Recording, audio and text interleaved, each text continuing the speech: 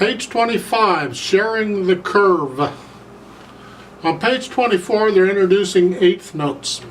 And they're showing you what eighth notes look like in eighth rests and all that.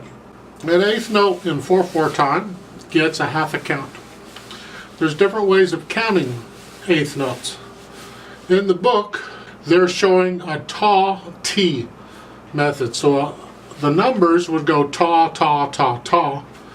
Eighth notes would go ta-ti, ta-ti, ta-ti, ta-ti. I find that a little confusing and rather messy because the T you're spitting all over. I like to do the and method, which is a 1, 2, 3, or a 1 and 2 and 3 and, where each of those would be eighth notes. On sharing the curve, for the time signature, you see a C, the letter C. That stands for common time, and that means 4/4. So 4/4 time and common time are the same. I use them interchangeably. They mean the same. All right.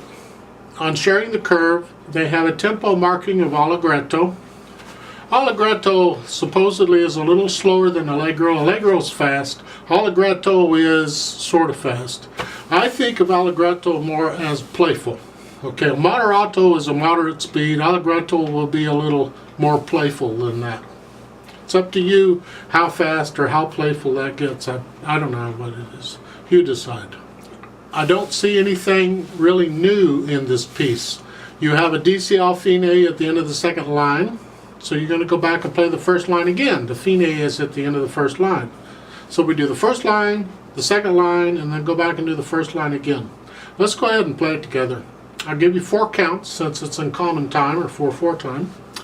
And your hand position, well, the right hand you put your thumb on middle C and the other fingers wherever. And the left hand you put your little finger on the C below middle C and the other fingers wherever. And that will do to start. However, look at the second line. You see where the right hand goes up and you put your thumb on G, and the left hand goes up and puts a little finger on G. Okay, so we start with a C position, where C's on the bottom. Then we go to a G position, where G's on the bottom. And then when you go back to the first line on the DCL fine, you gotta go back to the C position. Now you get 1 beat to do that in, because there's 1 rest at the end of the lines. So during that rest, you gotta move your hands up. Now, you have a choice. It's whichever is easier for you. Obviously, you gotta look down at the keyboard to see where you're going, just for a little bit. You can move it 1 hand at a time. If I'm here in the end of the first line, I'm going to the second line, I can go here and here. Okay? I can try and go both together. It's easier if you can do 1 hand at a time. And then at the end of the second line, when you go down, go 1 hand at a time again.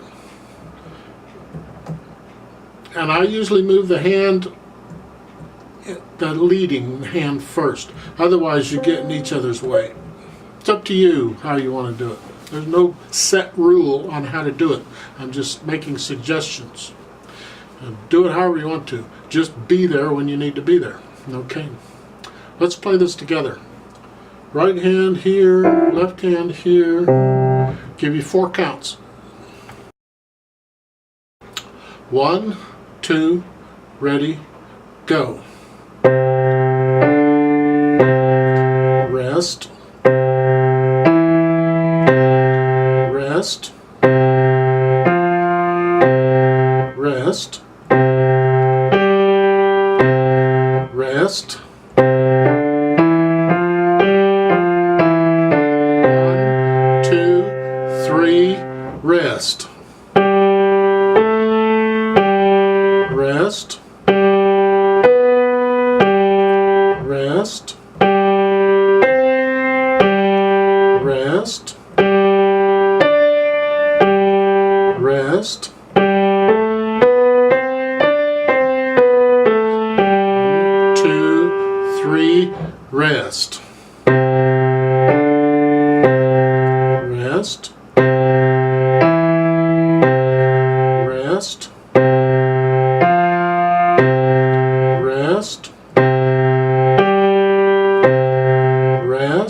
1,